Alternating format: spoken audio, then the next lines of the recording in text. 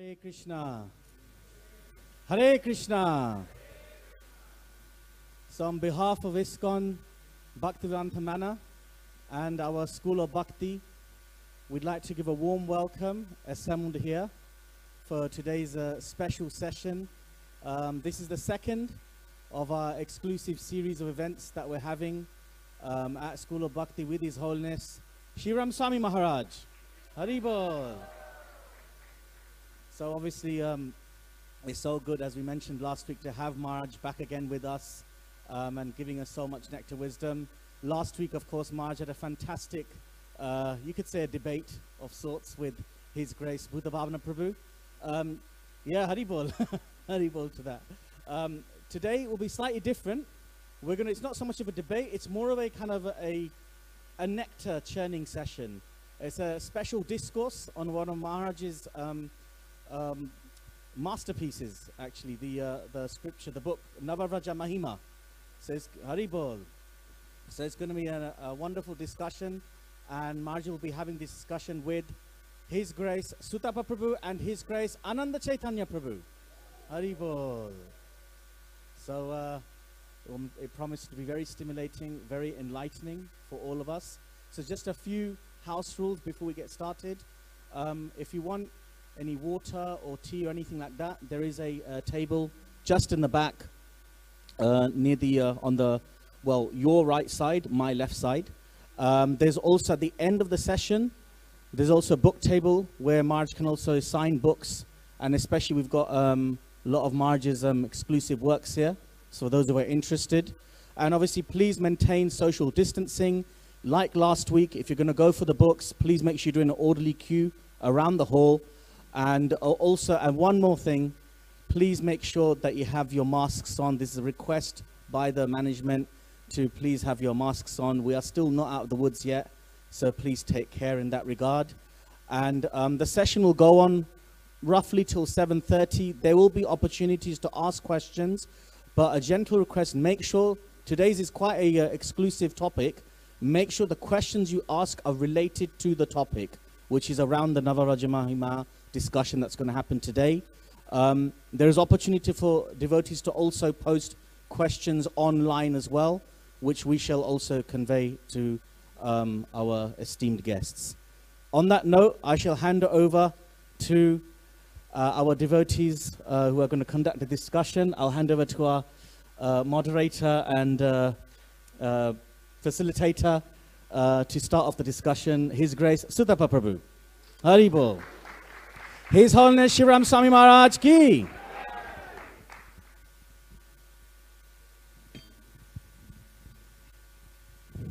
Hare Krishna.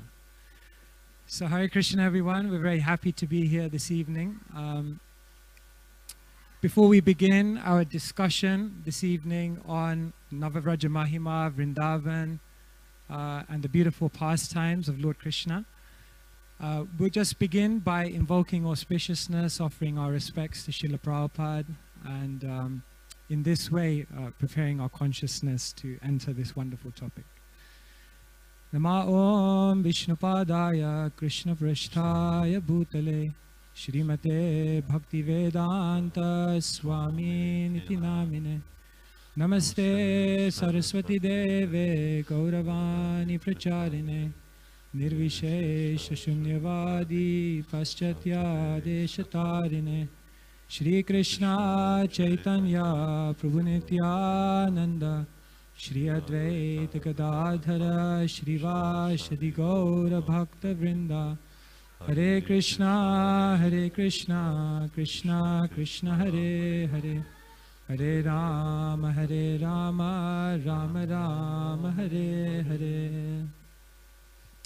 So as Niskanchana Prabhu mentioned, we had a very beautiful beginning to our series of Sunday talk shows last week.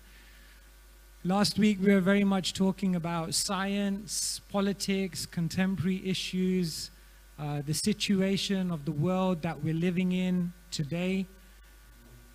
It was very much a debate. Today we're kind of shifting gears, and we are very much looking towards another world, another reality, going beyond our immediate situation. and really entering spiritual space. Today we're going to be discussing topics of Vṛndāvana, the land of Lord Krishna. We know in our tradition that Sri Caitanya Mahaprabhu instructed his followers, the Goswamis, in many, many different ways. And one of his instructions to the Goswamis of Vṛndāvana was Lupta Tirtha Udhar, that excavate the holy places and make the holy places known to the entire world for generations to come. These tirthas are very, very special. The etymological meaning of the word tirtha means to cross over. A tirtha is literally a bridge, an entrance to eternity, a gateway to an eternal reality, and an opportunity to connect with the spiritual world. And of all tirthas, it's explained that the source of all dhams, just as Krishna is the source of all incarnations, Vṛndāvana is the source of all holy places, the original abode. And Sri Caitanya Mahaprabhu's teaching, as outlined by our acharyas, Aradhyo Bhagavan Vrajesh Tanayas Tadhama Vṛndāvanam, that for Gaudiya Vaishnavas, Krishna is the ultimate object of worship, and specifically Krishna who resides in Sri Vṛndāvan Dham. So Vṛndāvan is known as, we know there's Vṛndāvan of the eternal reality known as Goloka Vṛndāvan.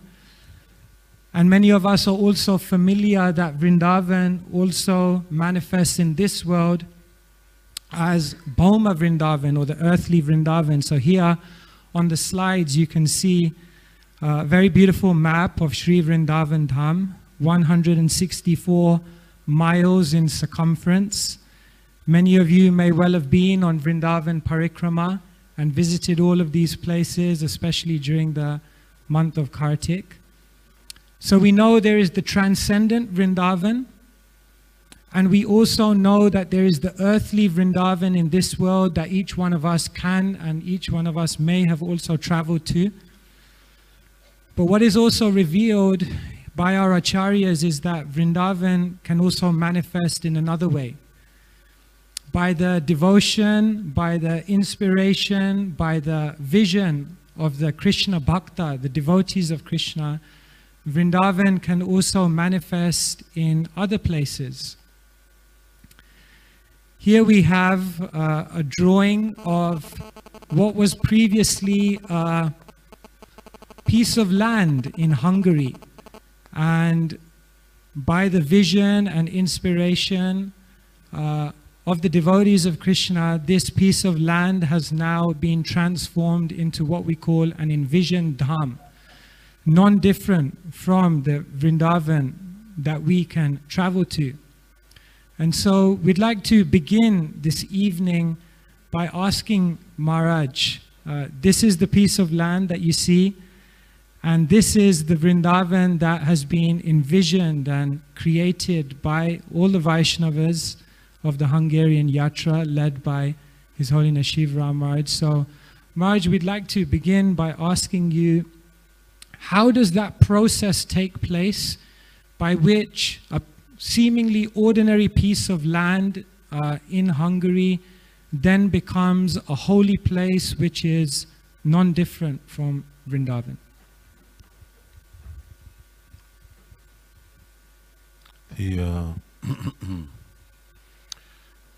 The existence of the dham itself is not a geographical place. So often we tend to think that, I don't know, spiritual world is up there and not so spiritual world is down there.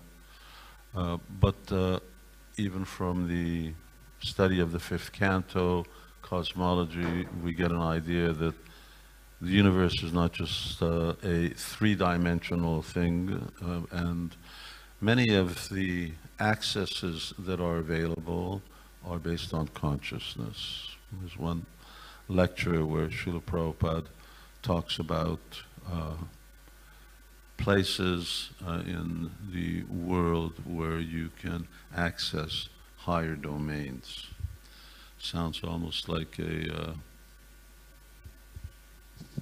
what's that, Bermuda Triangle. And similarly, Goloka Vrindavan Dham is not up there, it is everywhere. Just like Krishna is everywhere, Krishna is all pervasive, so that means that his Dham is also all pervasive, and it's everywhere. And that Dham, just like Krishna, how is the all pervasive Krishna accessed? Well, especially in this day and age, Bhakti Yoga is the general process, and the most specific means of bhakti is through Nam Sankirtan. So when one chants without offense, when one chants with love, then Krishna manifests. Whether you happen to be in desert in Saudi Arabia or wherever it isn't that Krishna went there from somewhere else, he's already there. He's everywhere. Similarly, wherever Krishna is, Tadhama Vṛndāvanam, as they're saying.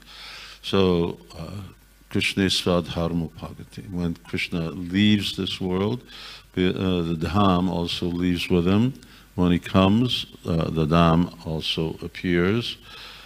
But even when he's gone, when, you know, it isn't that the whole universe fell apart because Krishna went and all the atoms all of a sudden disintegrated, because there was nothing to keep them together. Krishna is everything, and he is everywhere. And similarly, his associates as well as his Dham. So the question when we go to Hungary, and we're in a quite a remote place. It's at the end of the road. And actually it's beyond the end of the road. The end of the road stopped, and then we just kept going. That's where the farm starts.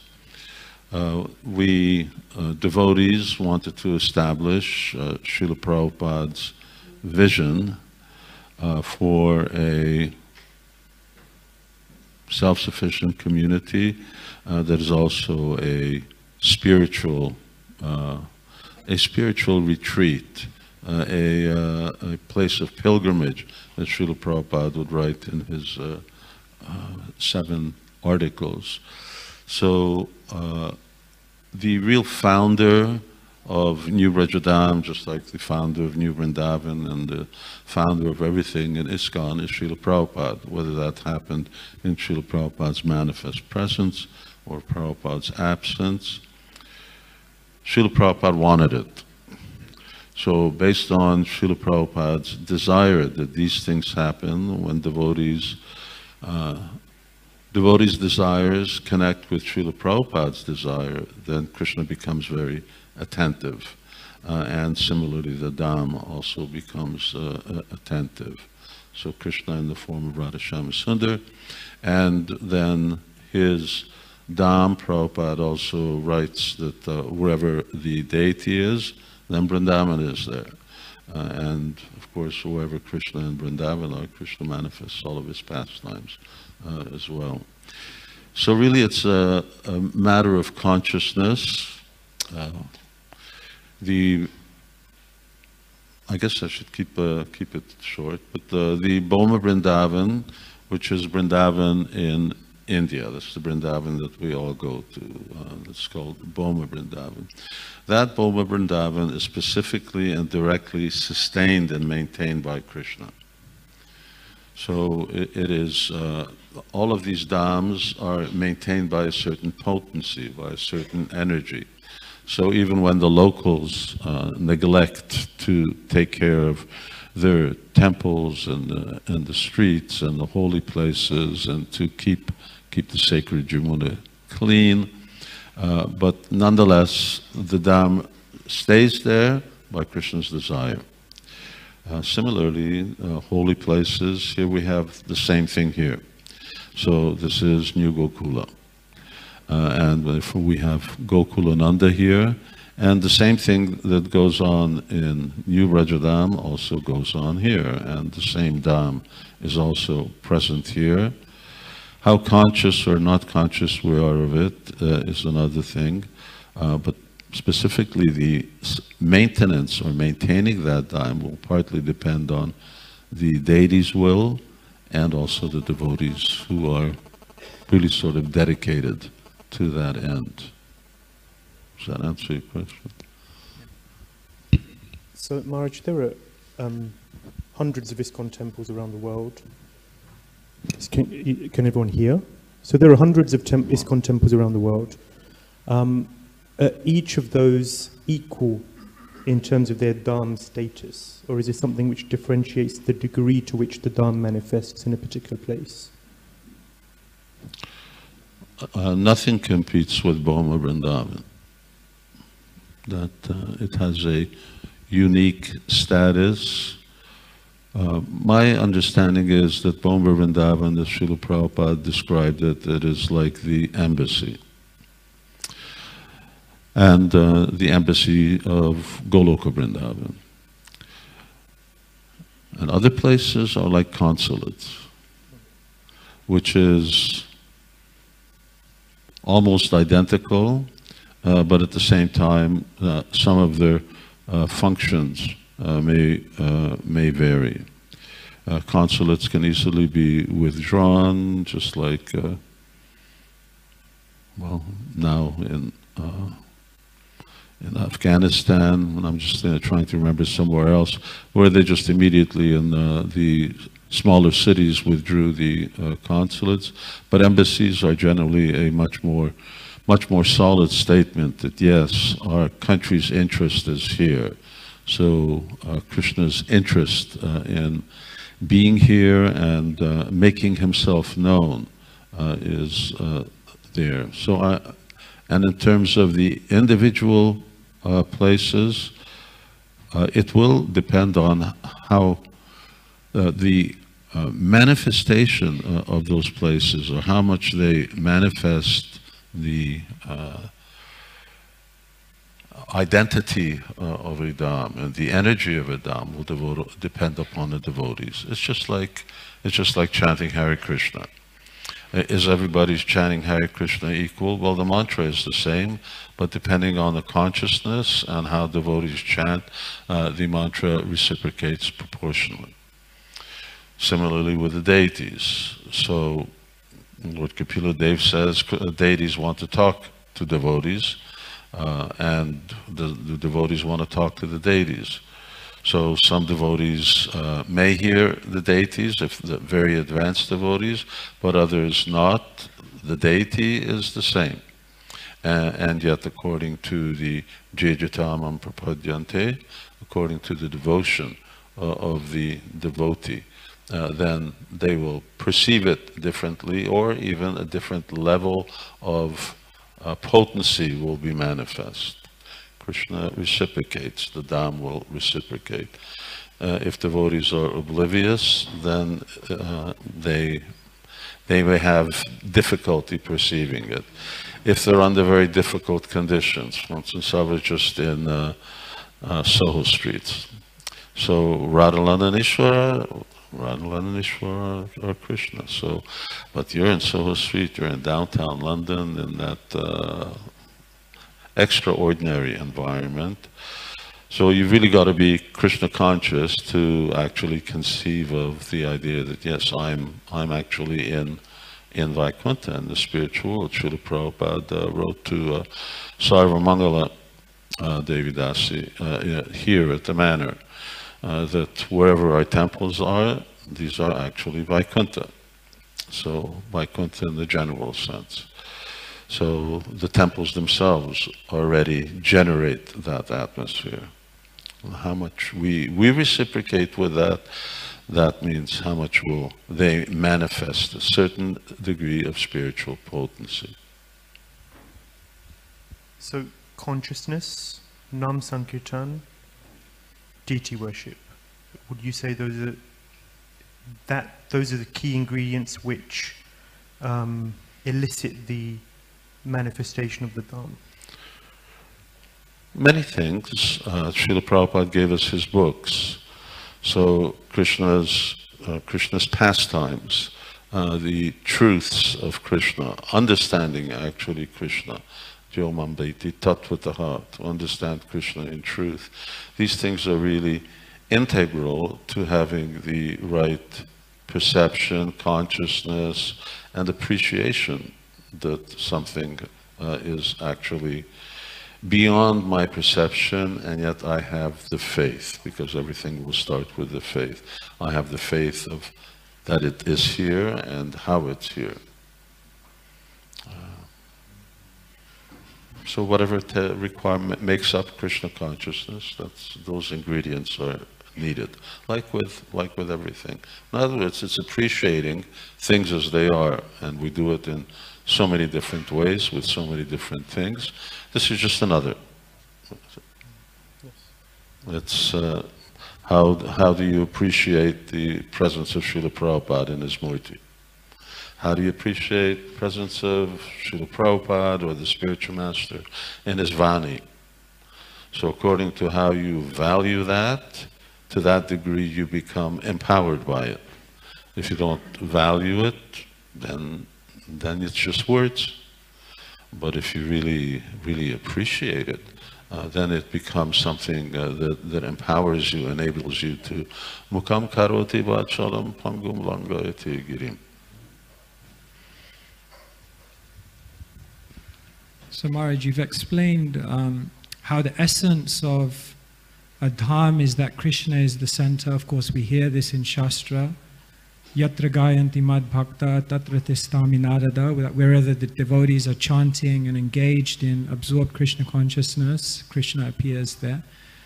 Bhaktivedanta Thakur also explains in one of his songs, Jai Dina Grihe Bhajana Deki, that his home, he saw Goloka manifested in his own home. But Maharaj, I wanted to ask you specifically about... It was just on what basis? It was just his consciousness. So if you by Bhaktivedanta Thakur consciousness, then yeah, your home becomes the temple. Your home becomes the spiritual world. Excuse me.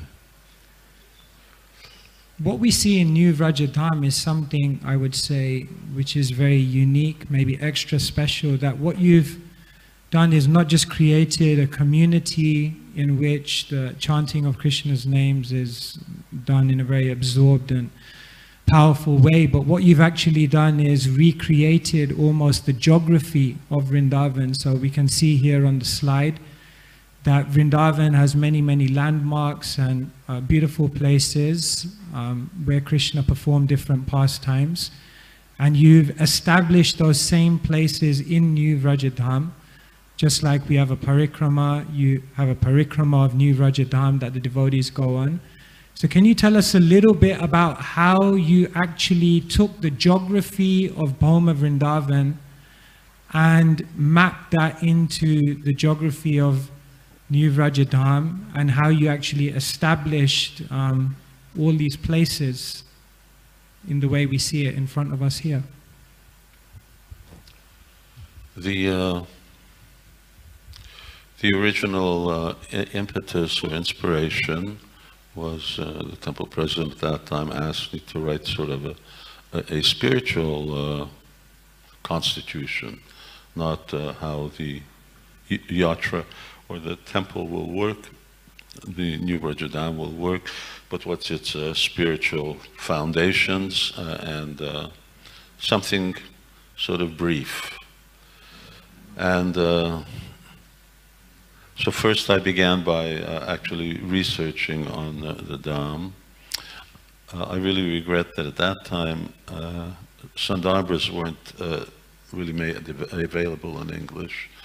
So Bhagavad Sandarbha, Krishna Sandarbha, Jiva Goswami speaks there about Dham, and I don't know Sanskrit.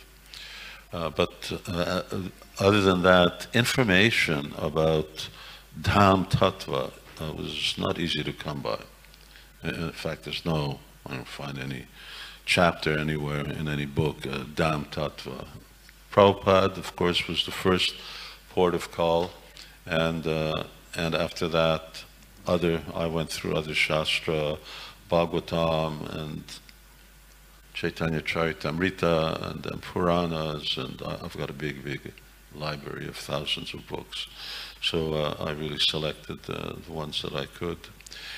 And I started off with about 150 pages of notes of just what, that's what I usually do. I just collect excerpts and then I correlate them according to subject, and I abbreviate them so I get a really flow of what they're saying, and then on the basis of that, then I have information. So I need to have a little structured information. And then I became a little clearer as to what it means that a place becomes the Dham, how that Dham becomes manifest, and what the Boma Vṛndāvana is, what are other Gupta Dhams that exist around the world. I found one book that was really quite helpful, a PhD thesis on what's it? Vishnupur, not called Vishnupur. It's called, yeah. Anyway, the place in which Srinivasacharya converted Bir Humbir, and Vishnupur. I forget a lot of things. That was extremely helpful. That was like a prototype for what I was writing, because under Srinivasacharya's supervision, Bir Humbir made a replica, a duplicate of Vṛndāvana in his kingdom. It was very nice. He brought all kinds of trees and everything. He constructed a Jamuna, he had holy places, he had different temples that he installed. He had very good standards in his kingdom. Everyone had to chant 64 rounds. Otherwise, they were given their walking papers. That was like everybody. He had spies going around, and people had to chant 64 rounds a day. And of course, they had to be followers of Srinivasacharya. So that was very helpful. And then at that point, I had, if we're going to establish where are the holy places in New Vrajadam, we had certain fixed geographical references. One was our water source, which is the Jamuna that comes out, or at least it came out. This summer they dried up for the first time ever in 30 years. But we had 14 springs that come up on one end, and they form a creek which we had dammed up and have two lakes, two water bodies, and that we'd always known as the Jamuna, and that was fixed. And we also had constructed our barn by that time, and that was fixed. So obviously the barn is Nandagram, the Jamuna is here flowing on the left-hand side. More or less it divides the farm in two. And that was opposite to Boma Vṛndāvana. So here in New Vrajadam, north-south correlates to south-north, and east-west to west-east. If you think that's complicated, it's really complicated. It's sort of like mirror reflection. And based on that and obvious geographical features, I started to, and I spent 2 months correlating Boma Vṛndāvana to New Vrajadam. I had quite a few Parikram books. I had Parikram books from different Vaishnav groups who do parikrama around Vṛndāvana, about the places. Obviously, there's countless. So I couldn't select all of them, but I did select 600. And that's a lot. So in the book, you have pastimes that correlate to about 600 places, pastime places. And of the major ones, we then celebrated by building these pavilions, or at least having these pavilions made. The same people who made our elephants in the that are sort of at the reception. If any devotees have seen, we have these big life-size elephants, and they were, I'd offered at the time to get some made for the manor. I thought they would look very nice over here, but anyway,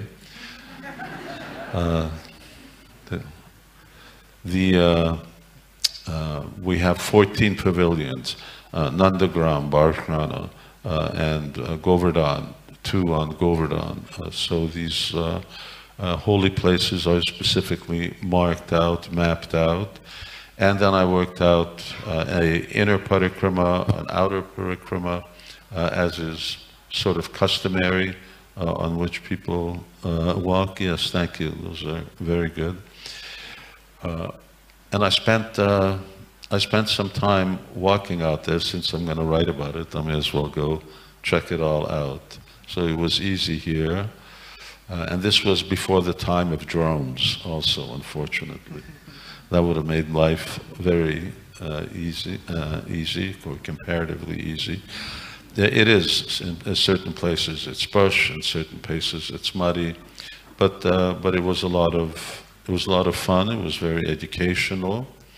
And we have a sort of a rough correlation. For me, my understanding was that physical correlation was not so important. It was more the faith, the meditation, the absorption of devotees in particular places that really counts. And it sort of sunk in. So if devotees didn't take advantage of these places, then it's just, that's all you got. You got a map. And you're buying a map book. But devotees do. We have devotees from Hungary. They come, they do parikrama. Even in our college, part of the college course is studying holy places. So devotees come for almost a week. And they do that. Students, the residents, they go to different places and read about the pastimes, and they sort of relax over there and chant their rounds. When we had in June on Pandav Nirjal Ekadasi, then our GBC went chanting 192 rounds with devotees. It's a good GBC who chants 192 rounds.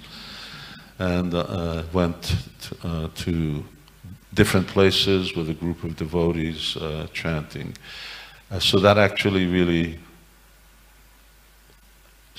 gives a really stamp of acceptance by devotees, and it manifests the presence of Krishna's pastimes in the Dham there. There's a lot that I could say, but I don't want to talk forever about that. It's a big book. It was supposed to be 100 pages. And maybe that's a good time to go on to the book, Maharaj. This is a picture of you surrounded by all your different source books. As we know, Krishna's pastimes are outlined primarily, as we know, in the 10th canto of the Srimad Bhagavatam, but then we know there are many other Puranic references and many commentaries of the Acharyas which bring greater detail to all of Krishna's pastimes. And Nava-vraja-mahimā, your 9-volume set, is really a parikrama around New Vrajadham, recounting all the pastimes of Krishna at the different places of pilgrimage. Could you say something about how that book came together, how you managed to look at so many different sources, how you decided to pick what would come together and weave it together, and how what was initially meant to be, I think you say in your introduction, a small booklet, ended up into 5,000 pages of writing? 6. Six.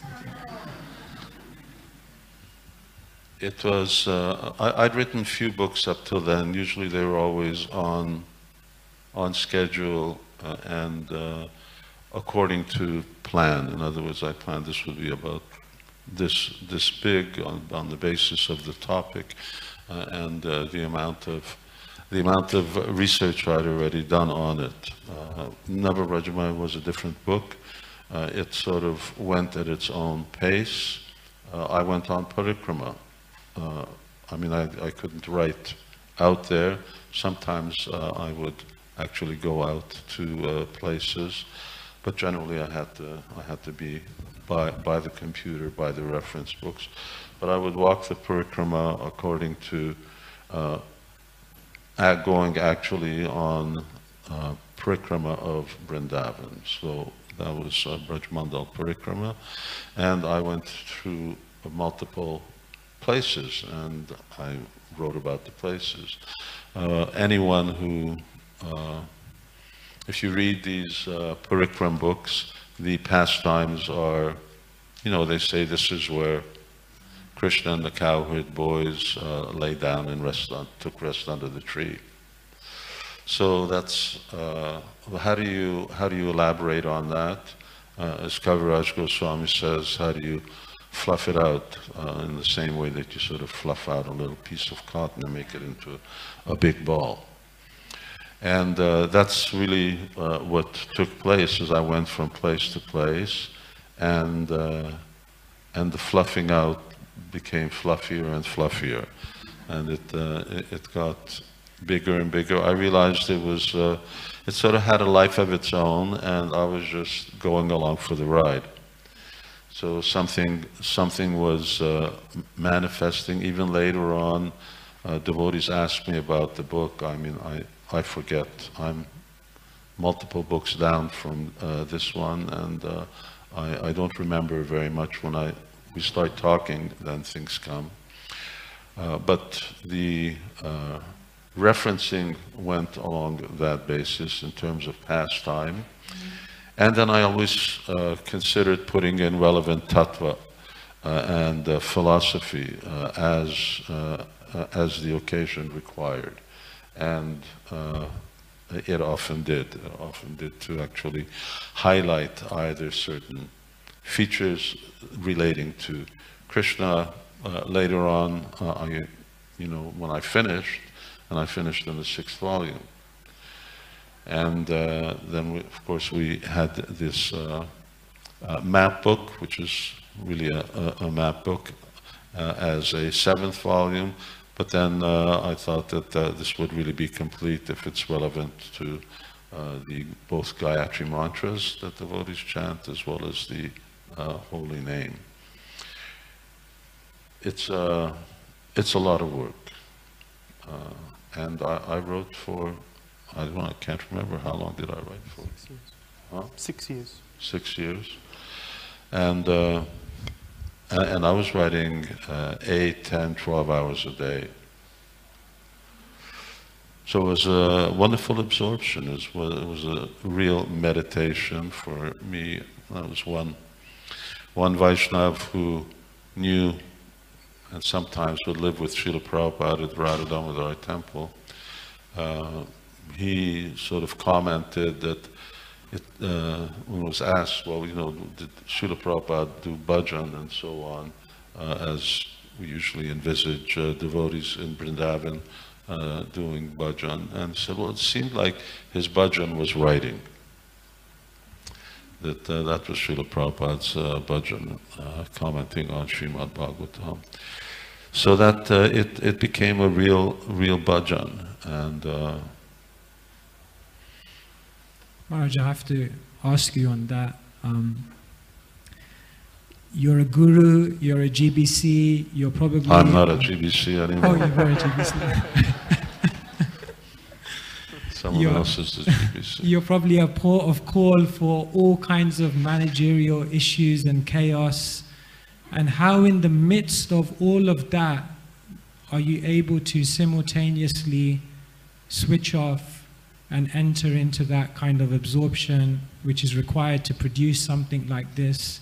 Can you give us some idea of how we can? I had great assistance from devotees, and for the most part, you know, I handed over all really duties and responsibilities. I mean, like continuing on functioning as a GBC and going to GBC meetings, but my traveling was really very minimal, and management and other things was more or less done by the local devotees. They were very helpful. They were really squirming at times, and then I had to obviously come back in. But for the most part, it was a real cooperative effort. Had they not really shouldered at least the local issues, I wouldn't have been able to focus. But somehow my nature also is that I have a real compartmentalized brain, and I can click out of one part and click into the other part. Unless things become too overwhelming and too destructive, there are such things in life and in ISKCON. So it was really with the help of devotees that I could actually do that. It was not without its costs. I mean, it did have some fallout. I'm sure Shambhi Hariprabhu has many memories, but I remember serving you, Maharaj, in Juhu during some midterm GBC meetings. Really? Yeah, and you were you were leaving around just before 10 for the meetings, a whole day of meetings. I'm sure there were many intense topics and so on. You'd return at around 7, have a little bowl of puff rice. I'll bring you a bit of puff rice, and then you brought a huge trunk of books with you to those meetings, and I'd watch you. There was a window. You probably didn't. I never told you this, but there was a window opposite your room, and I would watch you, and you would be writing with a little lamp and all of your books surrounded with those books until 10, 11, 12 o'clock at night. And I remember that schedule. You did that throughout those meetings. It was. I can't remember. It was. Sounds good. It was. I observed it, Maharaj, and it was amazing to see that kind of intensity and absorption, alongside so many other responsibilities. It's the nature of the subject. It's the nature of the subject. So, you know, if you're in a meeting and you come home and you see 10 bars of gold on your table, it's not hard to focus. At least not if you're a Vaishya. Although probably everyone would be able to focus. So it's like that. It's just so engrossing that actually coming out is what becomes the painful thing. And sometimes, obviously, both things are there, and it's the same service to Krishna that we have to do. But there's a difference in the experience. I think, Maharaj, we'd all like to kind of go a little bit into Nava-vraja-mahimā and maybe have a little bit of a reading. So we've picked a section on the divine forest of Kamyavan, and we thought to give everyone a little bit of a taste of what Nava-vraja-mahimā is like. Before we begin, Maharaj, this is the basic structure that you've used for the writing, these almost 3-line prose stanzas. Can you just say something about why you used that structure? It seems like something very unique. Well, first I thought to do this in poetry,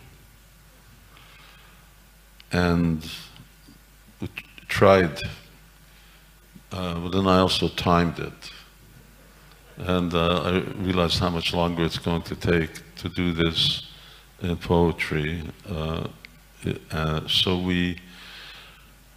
I can't remember the actual reasoning, but I wanted to maintain somehow that type of stanza or the poetry couplet type mood, and rather than just having a regular regular format, paragraph format. And had we done it with poetry, it still probably may not be finished. I'd still be writing it.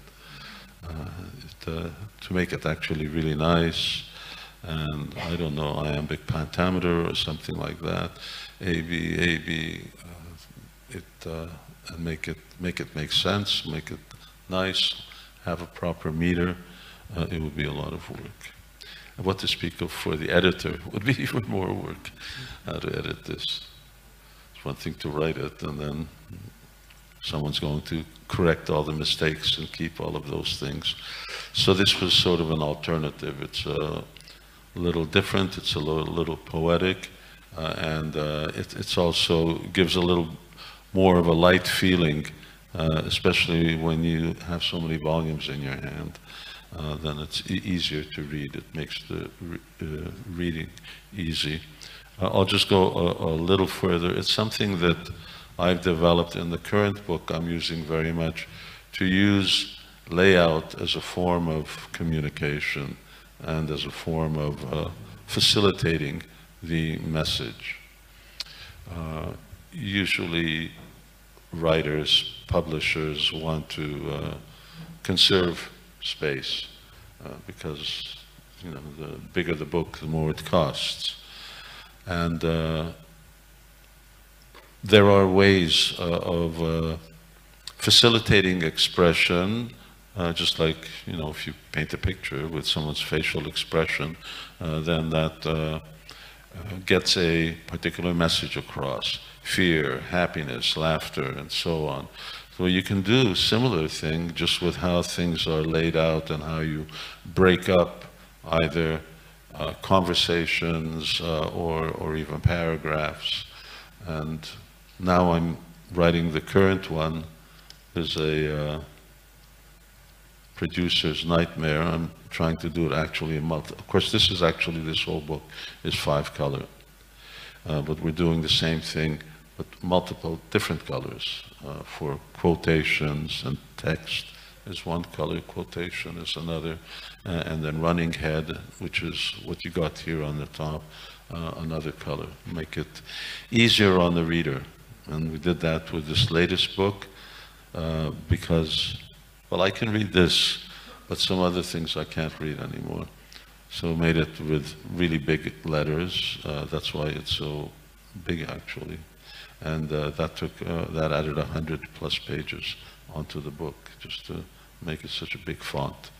But then it becomes reader-friendly, especially for people who don't read very much. Nowadays, people seem to read less and less.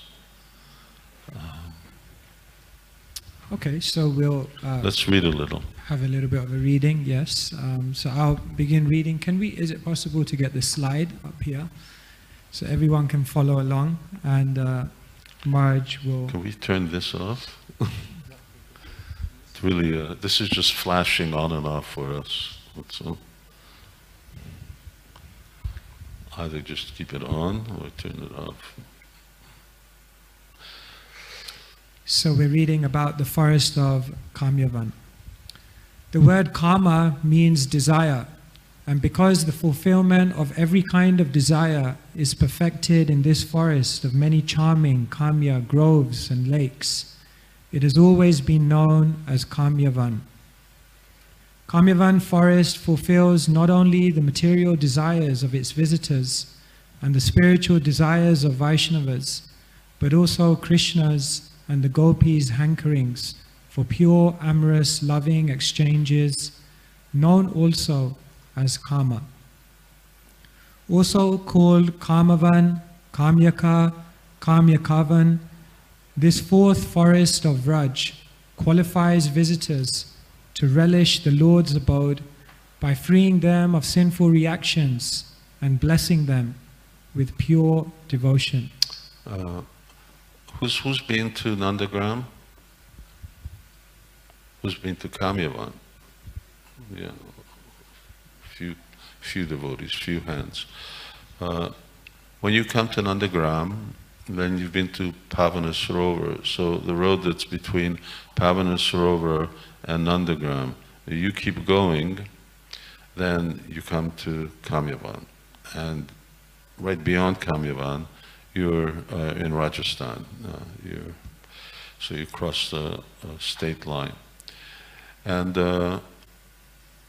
this word Kama is something that Kamyavan then becomes, or Kaman, is the capital of Kamyavan. It's a very, very wonderful place. Just recently, myself, Govinda Maharaj, we were on Parikram, and then we went over there because Indradyumna Maharaj and his old Parikram party was there.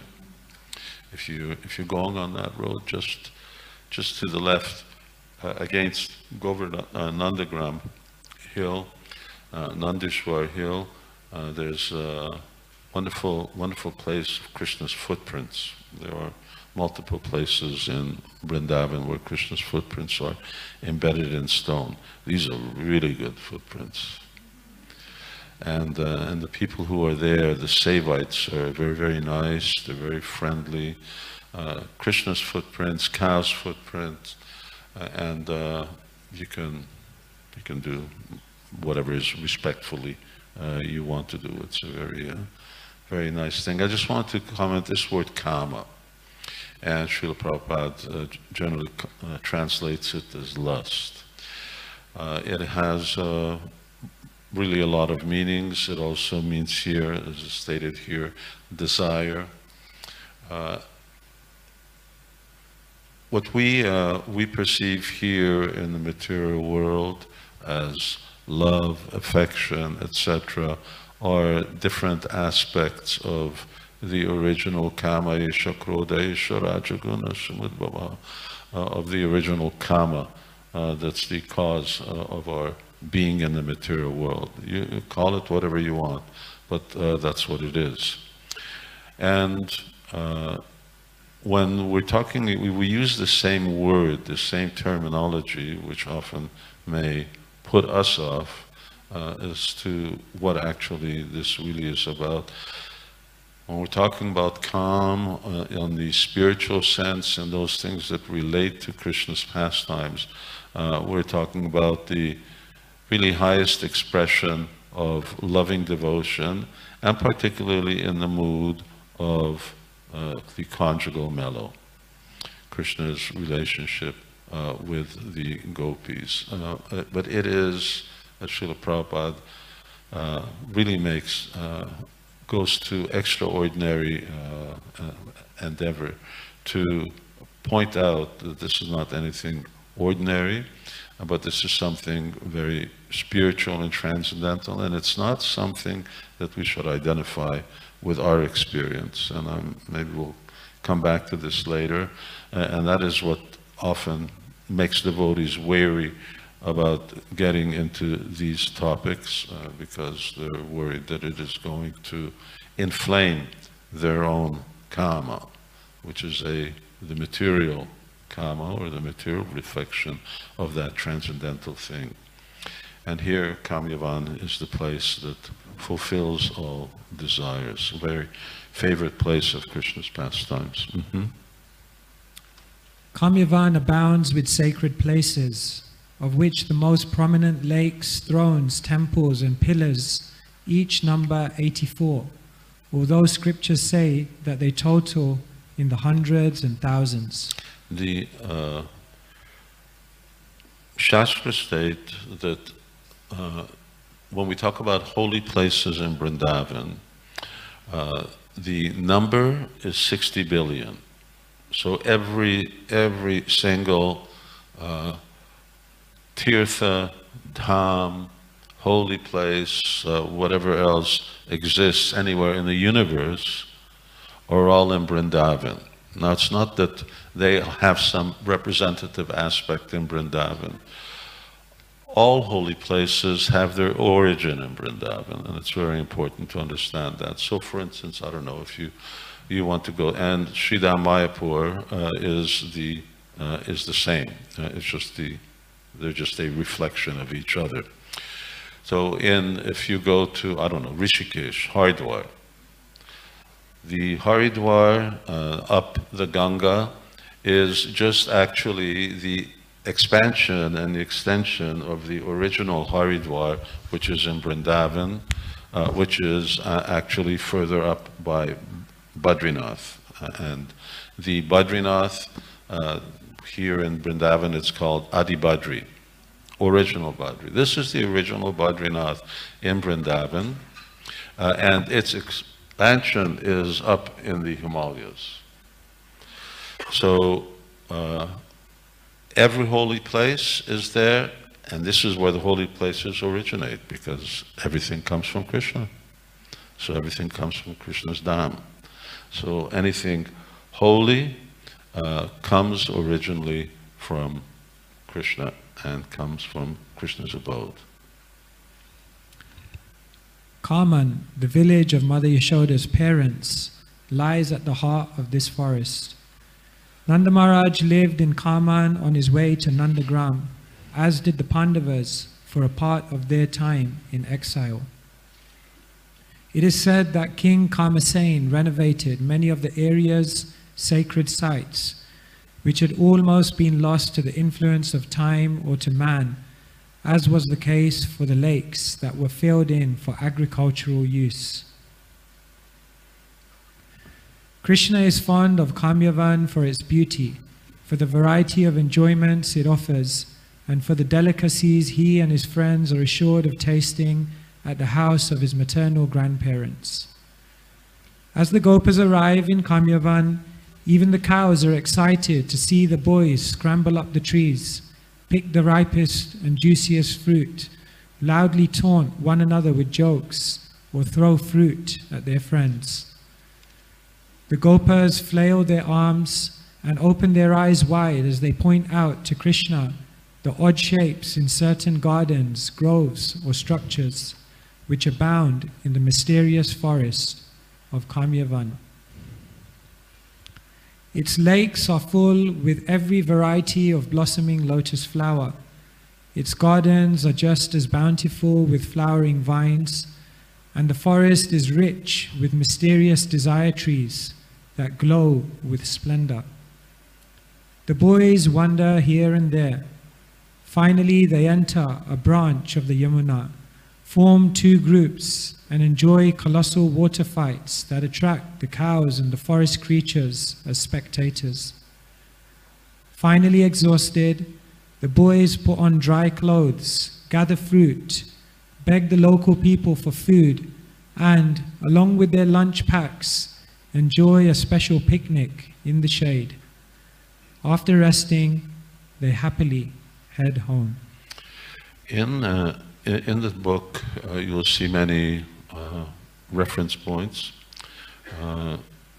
And I was just looking here, this was 26.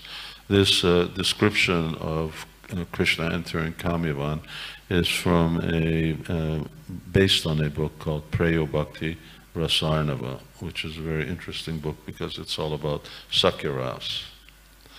Generally, our acharyas all write almost exclusively about Madhurya-ras pastimes, or they write about Krishna's pastimes centered around Madhurya-ras. This is exclusively about Cowherd Boy, very wonderful book. And I have many, there's a lot of references just for this chapter. I was looking at notes, 71 endnotes, to give reference everything. I'm not doing that so much anymore. You know, our whole, the authenticity of Krishna consciousness is, in terms of writing, is somewhat different than what people conceive of as an author's authenticity in the world outside. If you quote somebody else, or you even shadow what they write, and you don't give their reference, that's called plagiarizing. And that's considered to be a very low thing to do, a very unqualified thing to do. It's not right. Now, in Krishna consciousness, our literature is, if you don't plagiarize, you're bogus. In other words, if you think up of something new, there's nothing new. Everything has to be what others have said before. And then there's this fluffing out process. Krishna and the cowherd boys went into the forest. Okay, but you can also say Krishna and the cowherd boys who were dancing and shouting in joy, waving their sticks and playing their flutes and blowing their bugles, went into the forest where the fruits were. So it's the same thing, but it's more descriptive, and it gives a picture. And really, ultimately, what is the purpose of these books? It's actually to invoke attachment to Krishna, to Krishna's associates, to Vṛndāvana, because that becomes the basis of the direction that we take in Krishna consciousness. If you don't hear about Krishna, then it's quite unlikely that we become Krishna conscious. How do you become Krishna conscious without being conscious of Krishna? So this Krishna's entrance into Kamyavan, which is close to Nandagram, is something that's very easily conceivable. In this book that I just talked about, this Prabhu Bhakti Rasanava, he describes Krishna going to every single forest in, they head out at around 10 o'clock in the morning and they're out back at 6 in the evening. It is more or less geographically impossible for us to actually replicate that. They're doing parikrama of Vṛndāvana every single day. And they're doing it with bulls and cows. So, maybe the boys can run fast, but you're not going to get the cows to move fast. So they go at their own pace. And that's, of course, one unique feature that we can see, that this is not an ordinary place. It may look like this is UP, but actually it's not. It's the spiritual world. So they're in a different state of consciousness that allows them to actually move from one place to another at will. And that's something that comes up repeatedly with either our acharyas, great saints, or of course Krishna's pastimes, that Krishna covers sometimes extraordinary distances in a very short period of time or fixed period of time. And Kamyavan is one of the favorite places. It's connected to, as it says here, this is Mother Jashoda's birthplace. So his in-laws are here, and when you go to your maternal grandparents, they're always ready to receive you, and they spoil you. So the things that you can't get at home, that your mother won't necessarily give you, although I've never read anything that Mother Jashoda sort of puts Krishna on a diet. It's usually just the opposite. But still, they get a real royal treatment, and when it means they, then there's a lot of them. And of course, how a lot of them become accommodated is another issue. There's this whole concept of, things when they're intimate means that if that happens when there's a fixed number. As soon as the numbers start to become very big, you tend to lose the intimacy, the friendship, the family feeling, the real connection. So in Agasura Lila, when Krishna goes out, then Shukadeva Goswami talks about some billions of cowherd boys going out. And yet at the same time, everyone's seeing Krishna, they're all feeling in a very sort of family atmosphere. This is all happens by the agency of Yoga Maya. There's a lot of things go on here. I'm just pointing this out. We read 10 stanzas, but the events that take place, you could go on and write 6 volumes just about the 10 stanzas, because so many inconceivable things come up, and there's extraordinary potencies at work, just which understanding and glorifying are endless.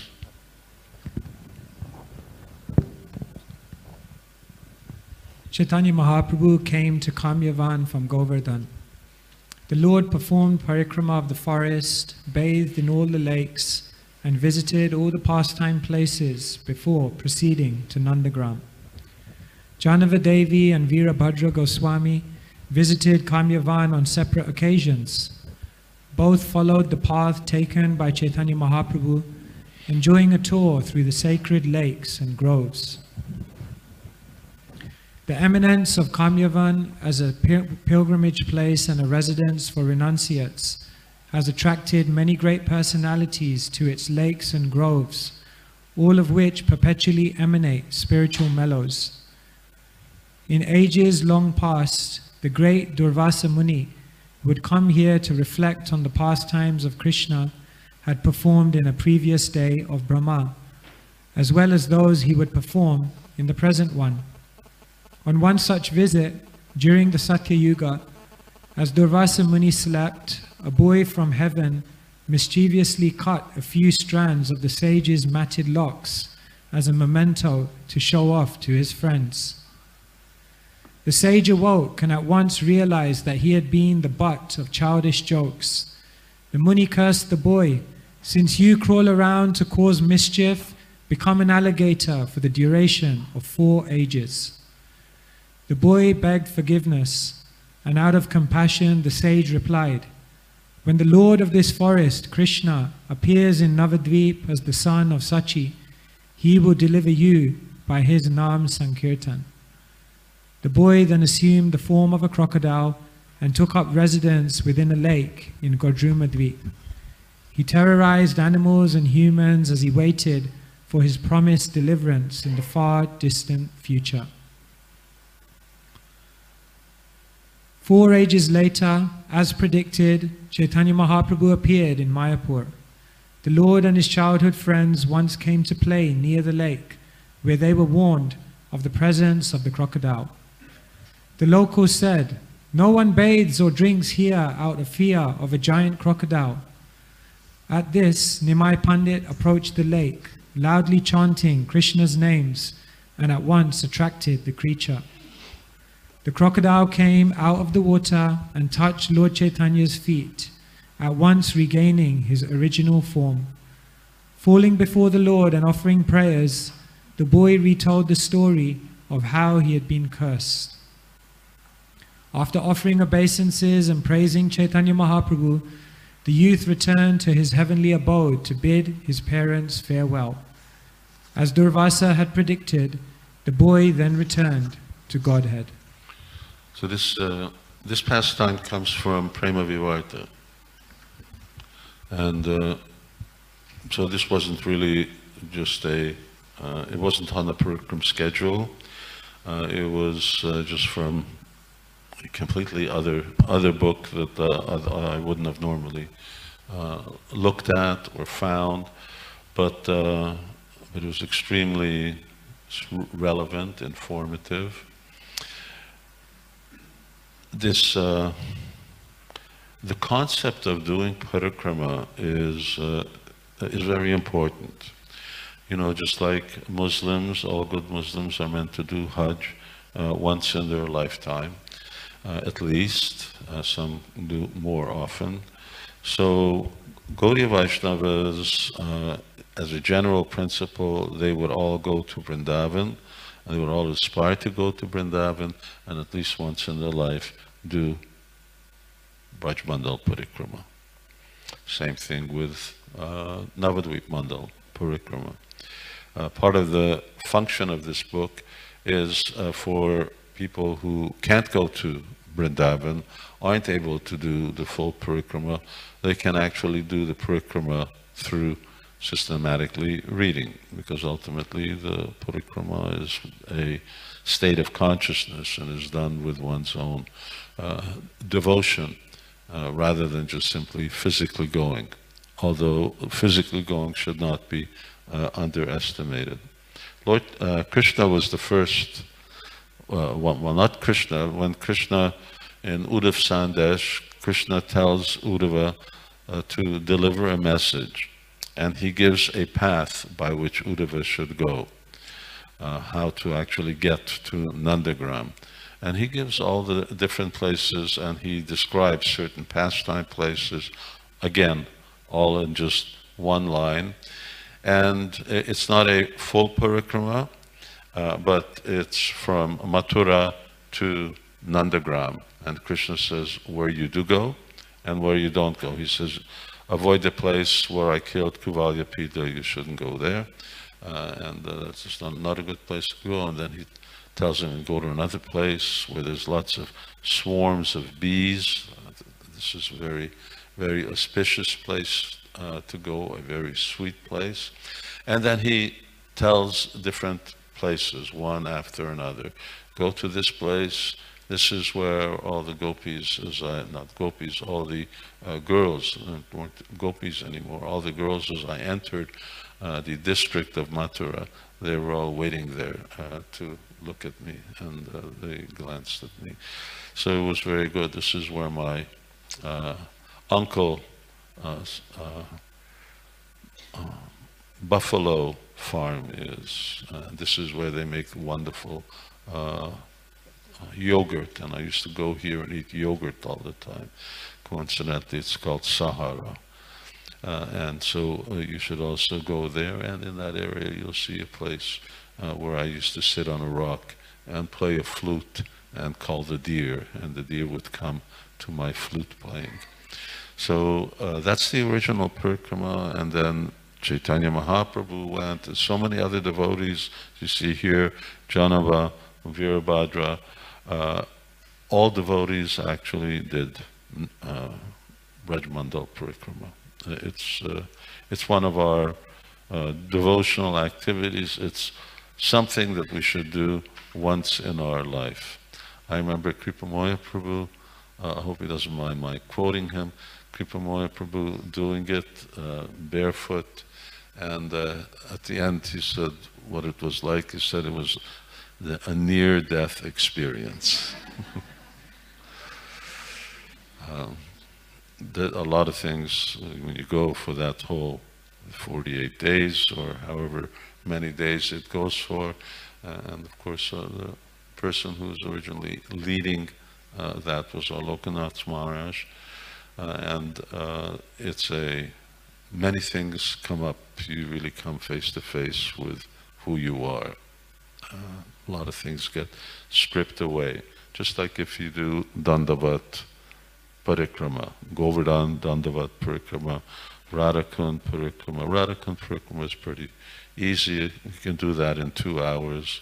But it's a very good experience, you know, being down in the gutter, having the hogs and dogs, you know, step on you and so on, and what to speak of all the pilgrims who come by. You get a better perspective of who you are when you're down in the dirt, and that's not such a physically daunting thing. Govardhan Parikrama, Dandavat Parikrama that's 9 days for pretty stout people, pretty strong people. Those who aren't so strong, it may take longer. But once again, these are things that you know, Goswamis. What's the verse? They were always doing it. Sad Goswami Ashtaka, how's it start? Krishna Kirtana Gana Tanapano. So they were regularly doing this. Raghunath Das Goswami regularly doing it. So it's these are things that should be part of our itinerary. That Krishna consciousness coming through the temple is not a social function. It's part of our sadhana. We have one older lady in Hungary who lives in New Vrajadam, Lala Krishna, and she's, I don't know, I guess she's my age by now. And she, every Ekadashi, she would do Dandavat Parikrama of the temple. And so don't make Krishna consciousness something that fits into your comfort zone. It's actually meant to, Krishna is not in there. He's outside the comfort zone. You won't find him there. Should we finish and move on to our other topic? I think time-wise we're doing good. Yeah, it's important. That's why, for instance, we emphasize, Srila Prabhupada would emphasize selling books. It's like doing Dandavat Parikrama backwards or on your back. And it makes you get out of your comfort zone. And you, yeah, it's not the pigs who step on you, it's the people on the street who may be often just like that, but you get a real perspective of what spiritual life is all about and where we need to go in order to get back to Godhead. It's not about, you know, just falling off a cliff or something like that. It's not an easy thing. Thank you, Maharaj. So we will now go into another part of this session, and we are going to invite everyone to raise their questions. Now we're going to try to have a very focused discussion on Krishna's pastimes and how we relate to those pastimes as devotees in our stage of Krishna consciousness. And we'll invite you, please put up your hands, but as we mentioned, please keep the questions focused. Maharaj, Srila Prabhupada, of course, gave us the Krishna book, began translating the 10th canto of the Srimad Bhagavatam and managed to complete 14 chapters. Someone may say that if we look at the broad, what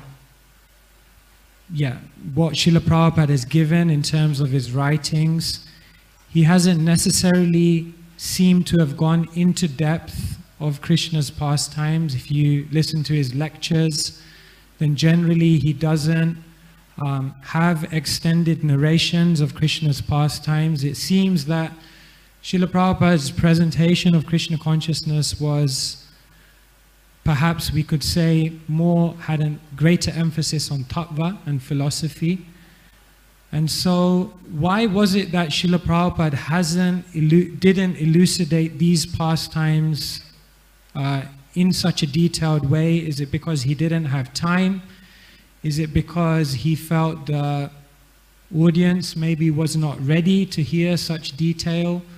Or was he presenting something which would be far more practical for our spiritual development?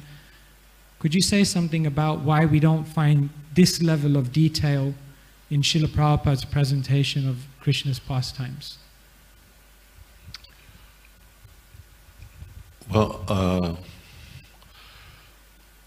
I agree with part of the perception, but Srila Prabhupada did present great detail of Krishna's pastimes in Caitanya Charitamrita.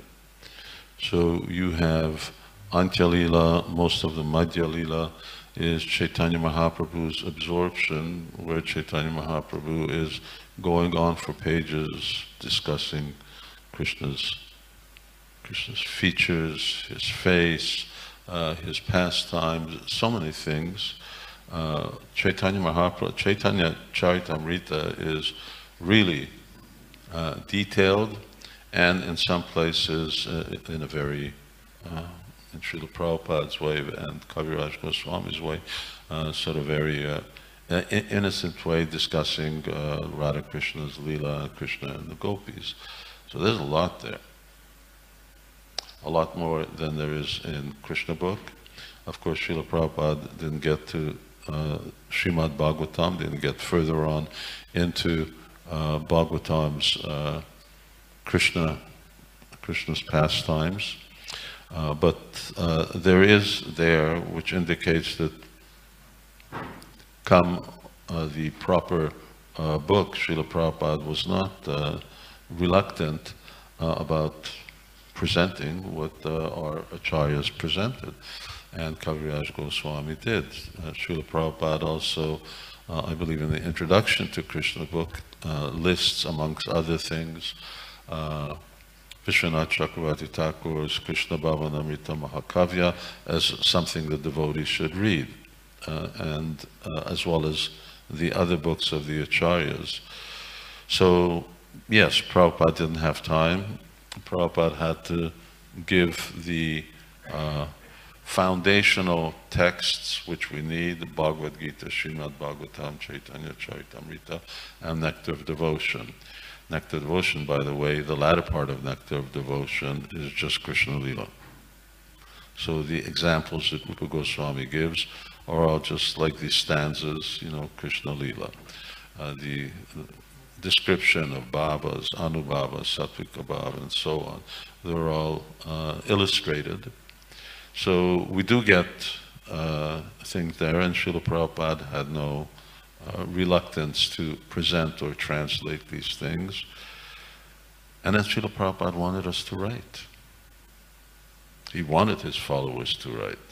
So when Prabhupada went to one of his godbrothers' ashram, invited there for a program, and as he was leaving, he saw they had their bookstall, and he was looking at the bookstall. And when he left, Prabhupada commented, he says, they only had books from Bhaktisiddhanta Saraswati Thakur and Bhaktivedanta Thakur. He said, where were their books? This is our business. This is our family business for generations to come. As devotees should replace the existent literature that's contaminating people's consciousness and provide those things that actually illuminate and elaborate further on Krishna's Leela, which we see our Acharyas have done in unbelievable extent. So Jiva Goswami, Rupa Goswami, Sanatana Goswami, and so on. And Prabhupada makes reference to these books and of course encouraged his followers that yes, they must read, they should read the books of the Acharyas. It's Prabhupada's quote unquote, yes they should. So it isn't that we shouldn't know about these things, shouldn't do. Yes, Srila Prabhupada was racing with time as well. But he had a schedule of other things.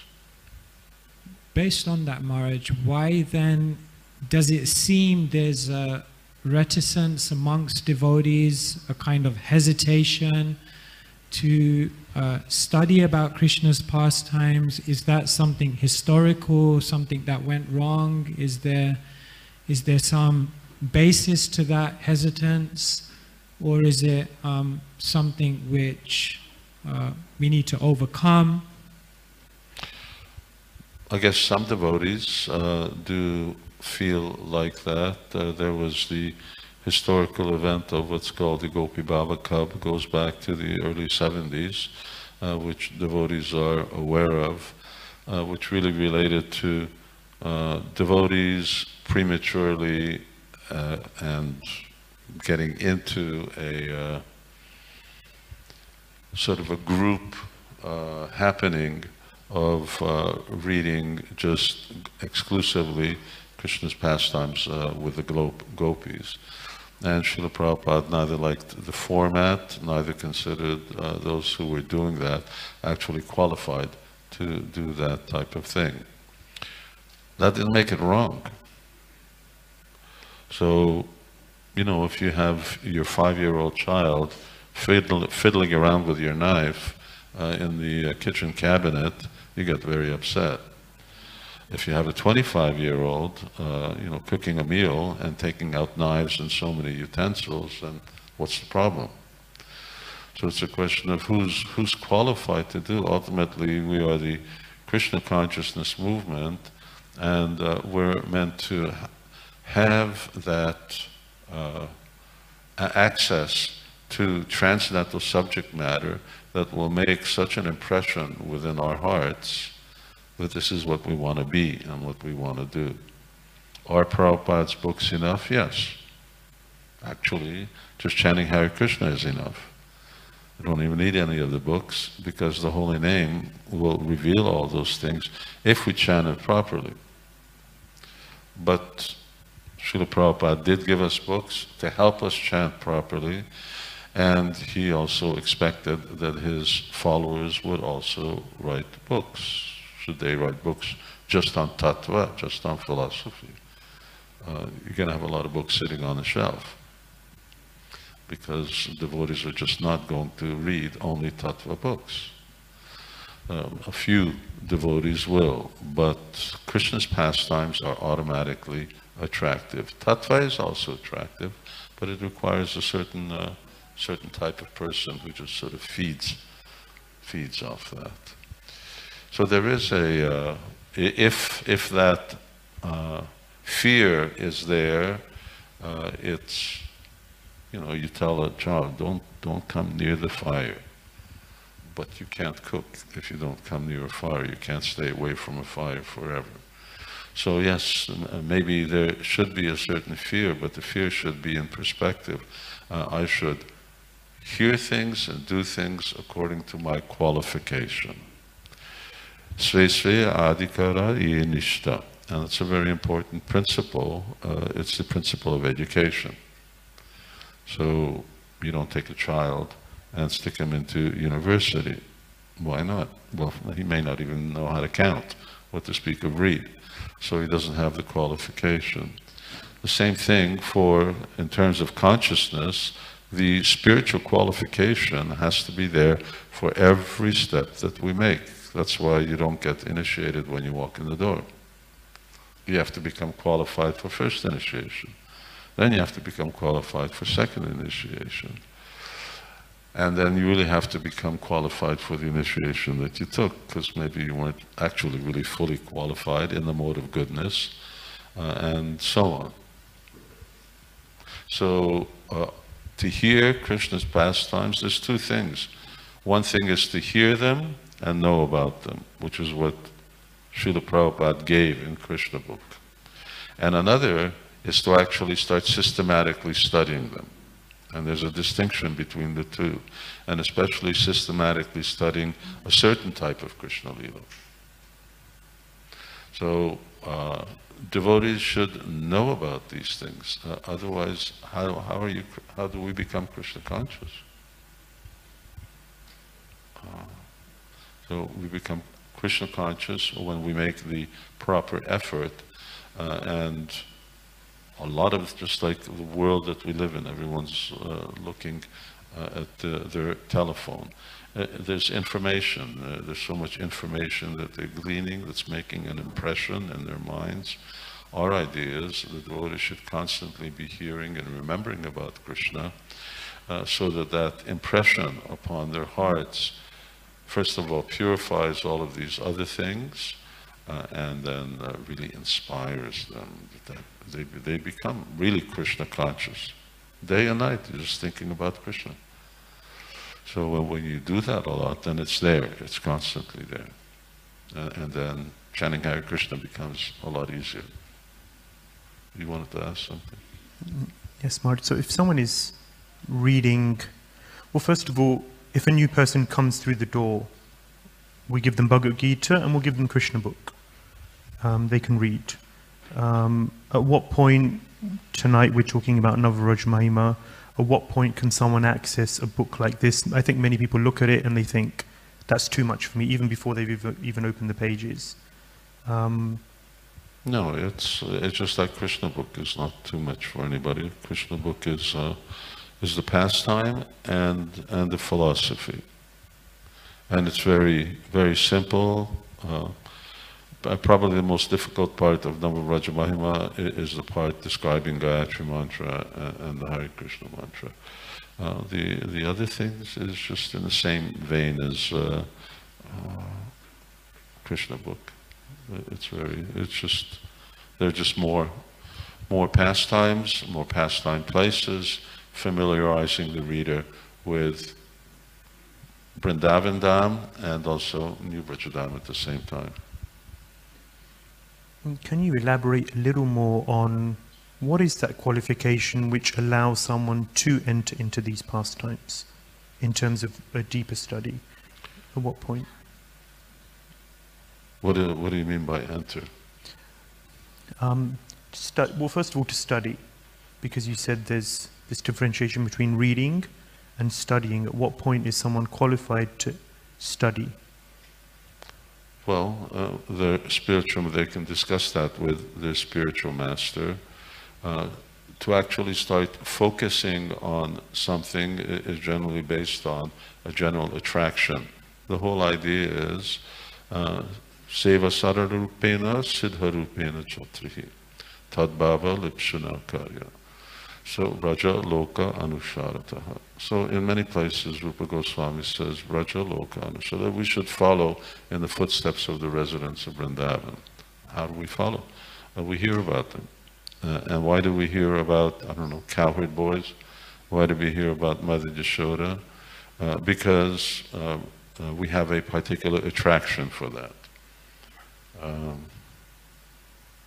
You have a folio on there? If you just go to 10th Canto, Chapter 9, Verse 3, Prabhupada's purport.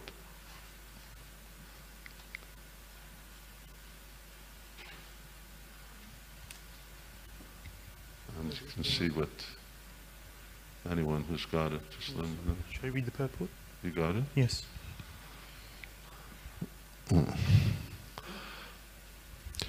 Okay, this is Sukadeva Goswami is describing, this is the beginning of Damodar Leela.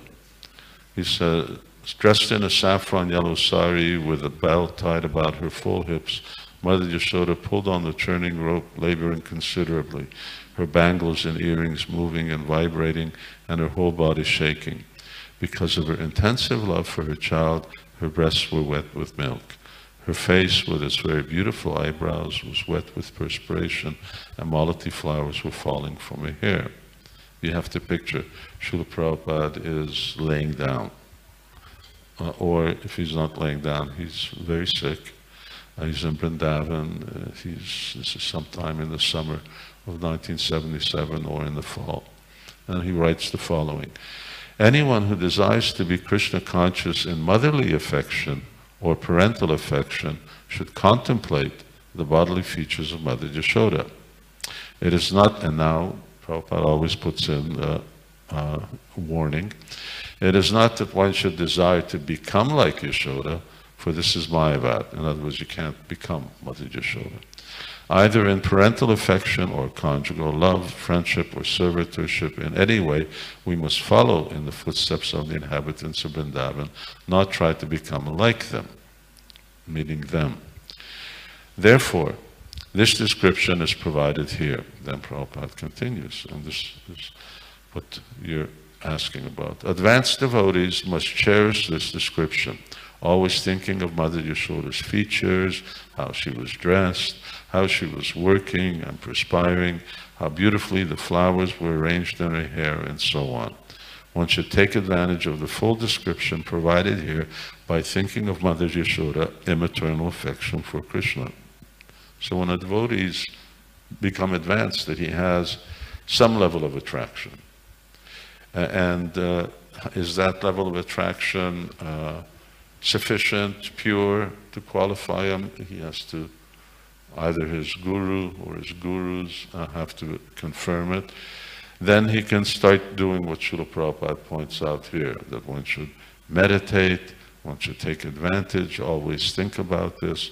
Then I want to look up all descriptions about Mother Yashoda, and I'm going to collect so many things. Mother Yashoda's just like Mother Yashoda's described as Rupa Goswami says, she's neither thin nor chubby. So she has very long black hair. She likes wearing saris that are like the rainbow, colorful like the rainbow. So it's nice. There's a nice description here. It's just different. It's sort of a yellow color or saffron color. So that then becomes a whole different thing. Now I'm going to actually study, and I'm going to systematically read, and because I'm interested, I want to serve in that way. Is it good for me to do that? then you need guidance. That's what gurus are meant for. They're not meant to give me blessings to get good marks in school.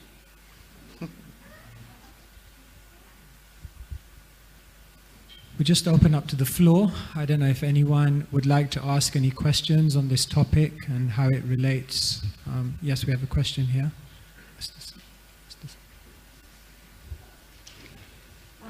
Yes, thank you, Mahārāja.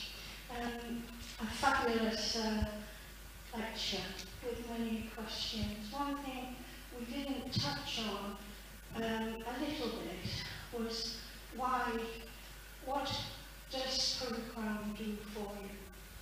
And rather than just a question, it's just a comment that you might like to answer afterwards. Shortly. Short, Asta. During Kartik, our Swami, our beloved Srimati Radhika, she blesses us with everything, that every prayer, every extra bit of service will be hundreds of times manifold. And I remember when Srila Prabhupada was opening Krishna and Balaram, I was there. And there was one thing he said to Surabi Maharaj, when we were sitting there.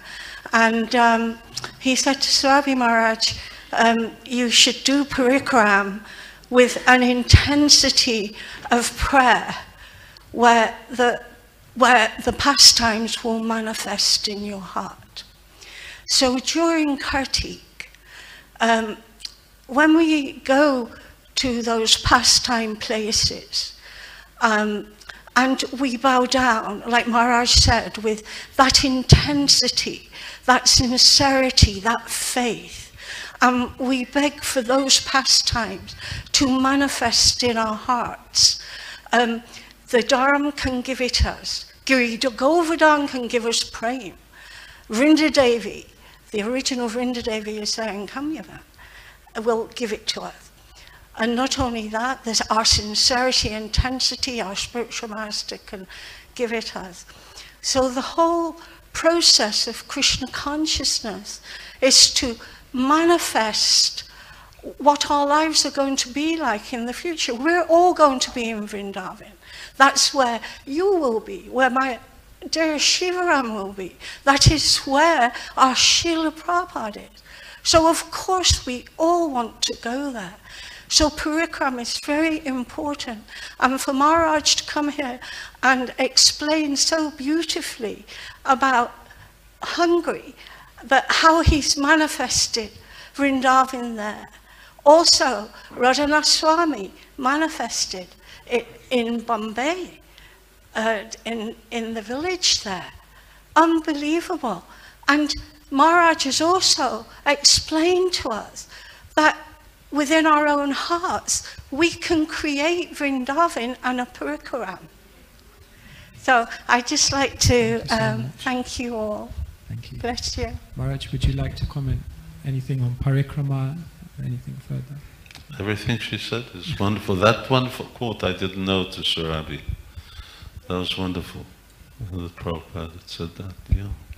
Part of that whole, I mean, there's a whole science to parikrama. When you start off, you're supposed to do puja, worship, get Hanuman's blessings of everyone.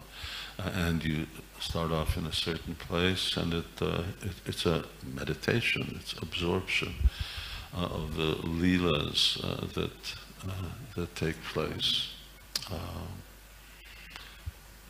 It's as much as we make of it. As we wait for the next question, Maharaj, just to try to understand this more clearly, Caitanya Mahaprabhu, as we know, came to give not only very freely, but to give something very, very special. Chaitanya Charitamrita mentions Raga Marga Bhakti Loke Karite Pracharan, that Mahaprabhu came to give Raganuga Bhakti. So can you just maybe more clearly just elucidate for us, we are in the process of Vedi Sadhana Bhakti, what does it mean to practice Raganuga Bhakti within ISKCON, within our movement? What does that look like, and what is the process for that? If you could say briefly. Briefly. Yes, spontaneous devotional service is the only means to go to Vṛndāvana. We don't go to Vṛndāvana by regulated devotional service. So unless you awaken a natural, spontaneous rag, attraction for Krishna, and specifically Vrajaloka, you follow in the footsteps of residents of Vṛndāvana, and develop an attraction for that, you can't go to Vṛndāvana. The principle is that wherever you have a particular inclination to or attachment to, you will develop that type of love, and that type of love will allow you to go to Vaikuntha or Dwarka or Ayodhya. But to Braj, to go to Braj, one has to awaken. And this is what Caitanya Mahaprabhu offered. It was something that really wasn't known, aside from Madhavendra Puri. There was no one who was really relishing the mellows of spontaneous devotional service, or spontaneous love. And Lord Chaitanya is giving that, allowing everyone to do that and making that known, something that even was not widely known even by advanced devotees. And that's one reason why we need to read Srila Prabhupada's books, especially Chaitanya Charitamrita, as you were quoting, because we practice regulated devotional service to purify our hearts and to come to the stage where we actually start to awaken an attraction for Krishna and enter into sort of the realm of spontaneous practice, where spontaneous practice means that, where you start to actually meditate and focus on the devotee or the type of devotional service of your choice, whether it's Sakya Ras or Madhurya Ras or Vatsalya Ras, and a specific devotee, and your spiritual body manifests accordingly, provided that you have the proper association and guidance for that. But it's not artificial. And that was Srila Prabhupada's both real warnings and sternness. You can't jump there. You have to purify her, because there's a real danger. And that danger is called sahajaism. That sahaja means you don't have the qualification. But just because there's a warning for people who don't have qualification doesn't mean that the thing is bad. And it's not that the thing is bad. This is ISKCON's mission. This is what Lord Chaitanya came for. This is what we're here for. But it requires the proper purification of heart, and that purification of heart comes by regulated devotional service, for the most part, unless someone's carrying this over from a past life. And when the heart becomes sufficiently pure, then under proper guidance, one will see if some real, genuine attraction and attachment awakens. But this is our process. So similarly, Vaidhi Marg, Krishna explains, those who just stick to the process of Vaidhi Marg, they cannot go to Vṛndāvana, they go to Vaikuntha. But our movement is all about this, and the real followers of Caitanya Mahaprabhu will naturally, at some stage in their Krishna consciousness, and because it's spontaneous, you can't stay where it starts to manifest. It isn't just going from one stage to another. It will be a development of attraction at the stages, especially of ruchi, asakti. These are still stages of sadhana bhakti, but here already spontaneity is manifesting more and more. One in the taste of devotional activities, and the other was in attraction to Krishna himself.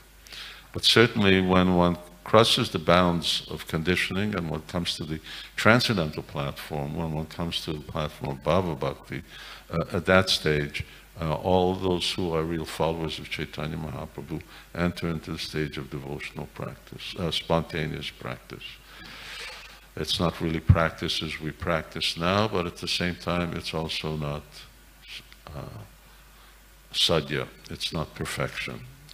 It still becomes an interim stage where even when one is awakened, ecstatic devotional service, he still needs guidance in order to awaken all the different aspects of his spiritual identity, the bhavas, his name, his form, etc., and to cultivate what he has, which is not full-blown love, but it's actually the real spark. So of devotional service is really manifest, and that's what Krishna consciousness is about. So being afraid of that, backing off of that, is putting obstacles on our own path of spiritual life. We need to see things in the proper perspective and do things in the proper way. I think, Maharaj, when devotees approach this topic, I think the Sahajya topic is something which really makes people back off, and I guess we don't hear about it so much. We don't talk about it in our circles. Is that something that should be changed? We hear a lot more from Prabhupada about Mayavadis. That doesn't stop us from practicing Krishna consciousness, just because Prabhupada just here said, you don't try and be Mother Yashoda, that's Mayavad. So, all right, I'm backing off because it's Mayavad. So, just because you're given the warnings, you drive along the road and it says, watch out for the lorry turning in the left, and there's so many watch out signs. Doesn't mean I'm not going outside in the car. There's so many other obstacles coming in the way that possibly may happen. But no, we just go down the road, be careful how you drive, and you get to your destination. But there are pitfalls, and part of that is to know what the pitfalls are. You go into a chemistry laboratory, and the professor will tell you, well, don't do this or don't do that. This is going to blow up in your face if you mix the wrong chemicals together. So that doesn't mean that, well, I'm not going in here at all. You just do the right thing. And Prabhupada gives us what the right thing is. You follow the right thing, you get the right result. At one point, Maharaj, you say in the book, in Nava-vraja-mahimā, that one thing that we observe is that devotees, when they're approaching Krishna's Leela, then many times they ask questions, well, how does this happen? How does that take place? That's beyond our conception. And why does it happen? Why does it happen like that? But you say at one point in the book that a devotee comes to a certain stage of maturity when they read these pastimes, they hear these pastimes, and they just feel this experience of wonder. Just how wonderful Krishna is. Rather than analyzing it and trying to understand the logic behind it and so on, just this experience that my wonderful Krishna. And maybe you could elaborate on that a little bit. At what stage does that happen? And is that something that comes naturally, or is it something that we need to... It's good to be inquisitive and to ask and to clarify. That's our process. And we want to purify our hearts. It's like chanting Hare Krishna.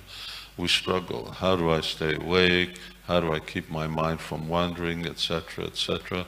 But when we actually purify our hearts, then at a certain point, you just sit there and chant and chant and chant and chant, and you don't want to stop. Because that's the proper type of chanting. It comes with a certain spiritual maturity. So yes, devotees should ask questions, they should get answers to all their questions, they should practice Krishna consciousness nicely, and as they become purified, they're no longer so much interested in all the They have no longer any doubts, they have no questions. They just also want to be part of the Leela.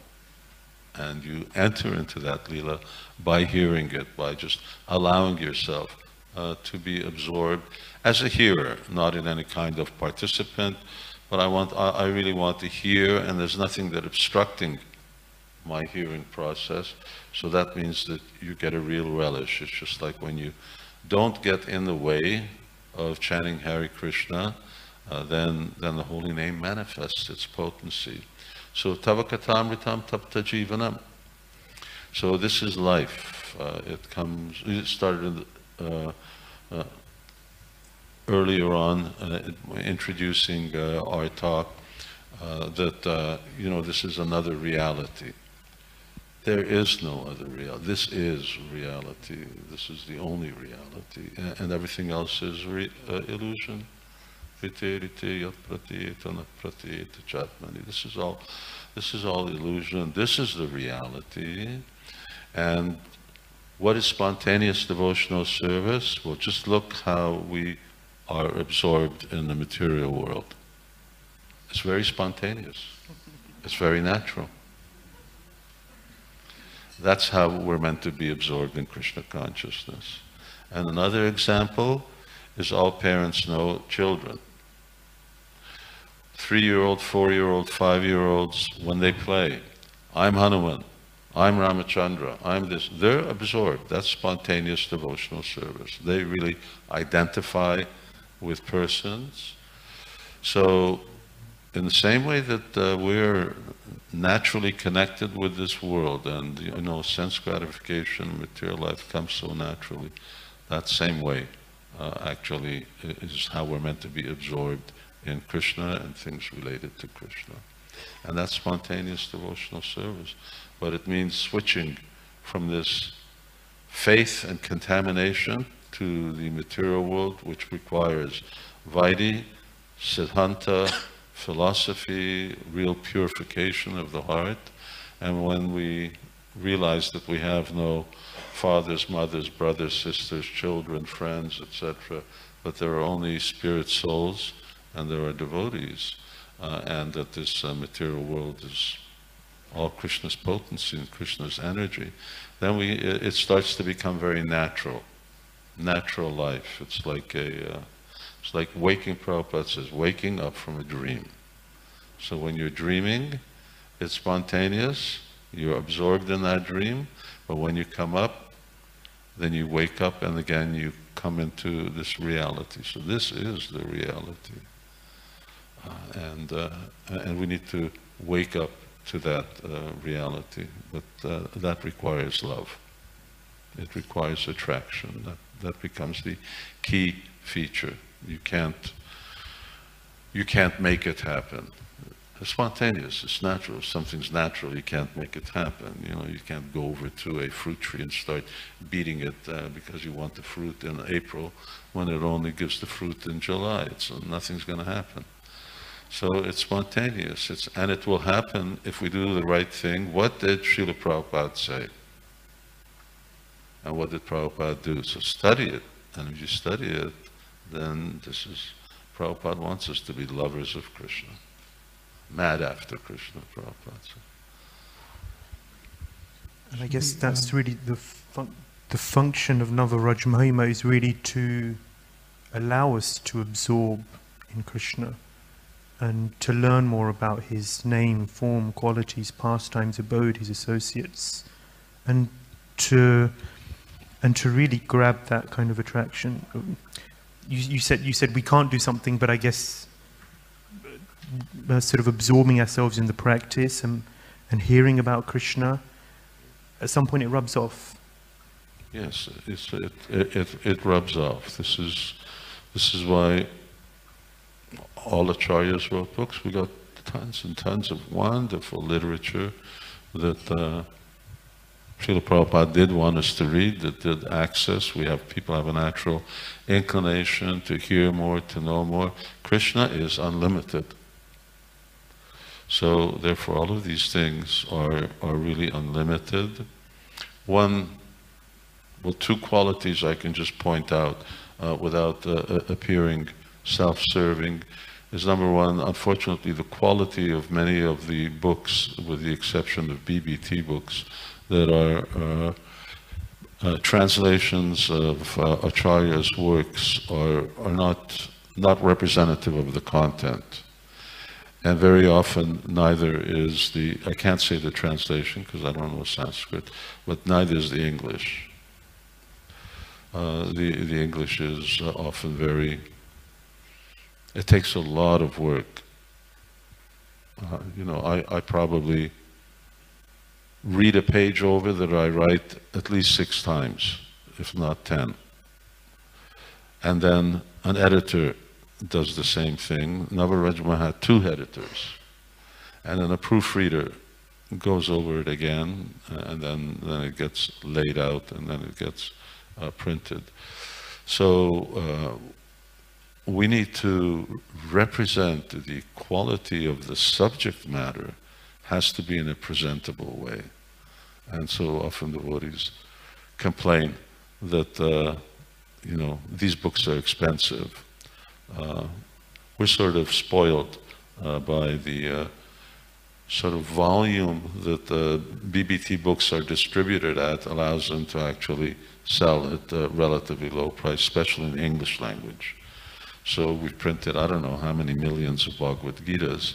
Then it becomes easy. When you're only printing 300, then, they just press the button and then press the stop button, and the books being printed, it just goes so fast, it's nothing.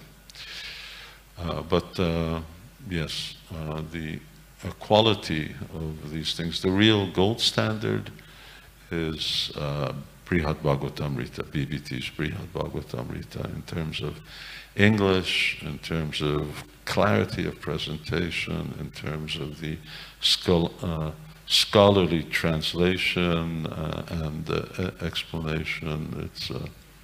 That's how these books should be, and they're the most important things. They should really, everything else should reflect the content, the books themselves. Just have a few more minutes if anyone would like to ask any final questions on this subject. And we can take one question, Taran Krishna. Thank you, Guru Maharaj and Prabhu, for a wonderful presentation.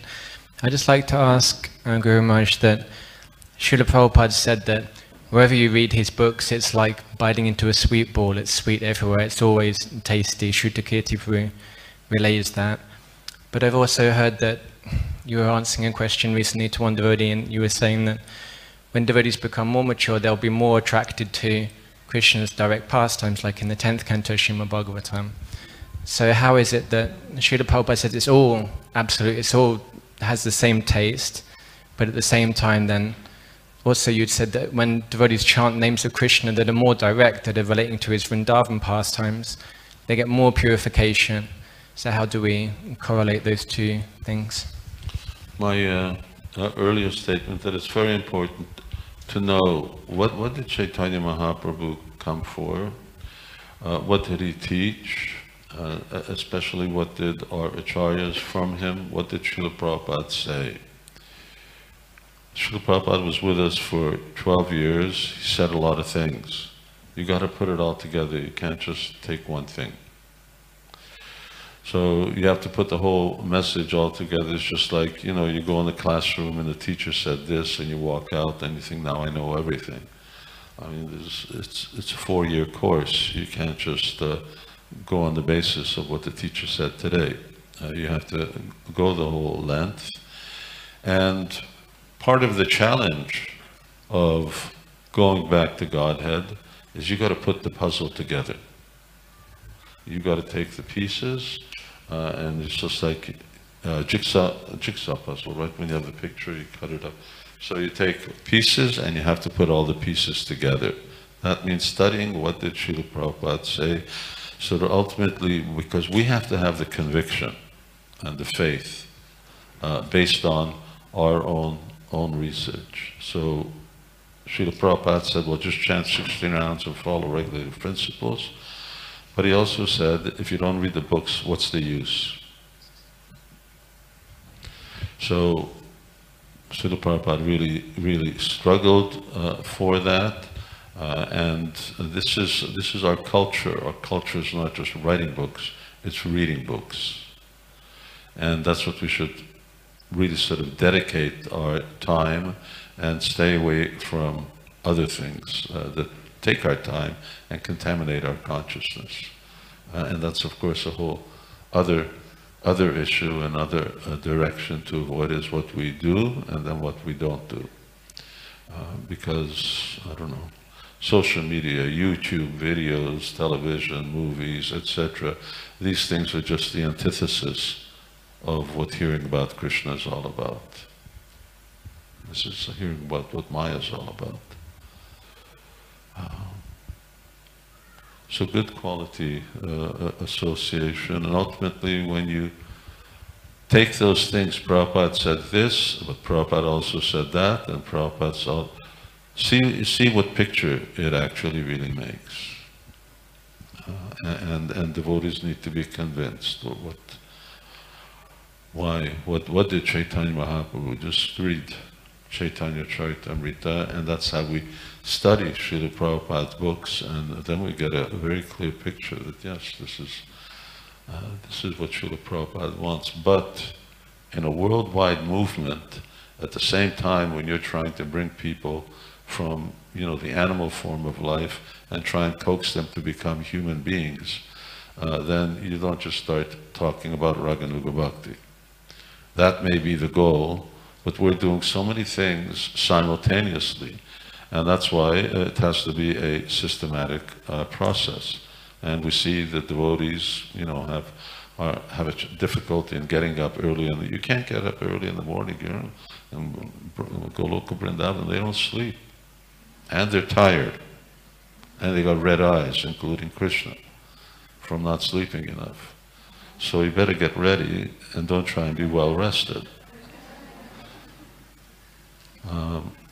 There are so many just basic preliminary things to even qualify us to be quote-unquote practicing devotees, sadhakas, regulated devotees, who then all of that does place a very guarded issue. It becomes, things are parokshavad, things are indirectly presented because we're preaching to the world, and we're preaching the highest to the lowest.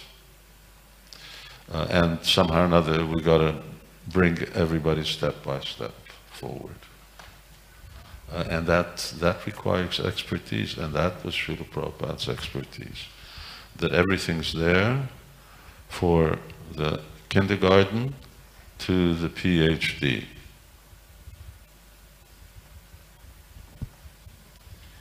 Thank you so much, Mahārāja. It's been a beautiful evening. And I think through these discussions, you've made such a beautiful subject matter that's also a subject matter which is often maybe not understood in its totality. You've presented it beautifully in such a chaste way, and also made it something accessible and inspiring for all of us to not just become Krishna conscious, but to become Vṛndāvana conscious. And we would like to invite all the devotees that we have these newly printed special edition sets of Nava-vraja-mahimā on the table here. A beautiful 9-volume set. You saw some excerpts on the slides, beautiful pictures and maps, and we invite everyone to come and take a look and take a set with you, and in this way become absorbed in the pastimes of Krishna, and not the other reality, but the only reality, which is the spiritual world, Goloka Vṛndāvana. So thank you so much, Mahārāja. Hare Krishna, thank you all very much. Jai Srila Prabhupada ki jai. Varagokulananda ki jai. Thank you so much, everyone, for attending today's very special session. And can we please give 3 loud Haribols for His Holiness Śivarāma Swami Maharaj? Haribol! Haribol! Haribol! His Holiness Śivarāma Swami Maharaj ki! And also, you know, we have also these wonderful Prabhujis with us who are also amazing devotees. Of course, Sutapa Prabhu, who's also an avid author in his own right. And of course, Ānanda Caitanya Prabhu, who's also a very learned scholar as well. Can you please give 3 loud Haribols for Sutapa Prabhu and Ānanda Caitanya Prabhu? Oh, Haribol. Oh. So thank you again for coming.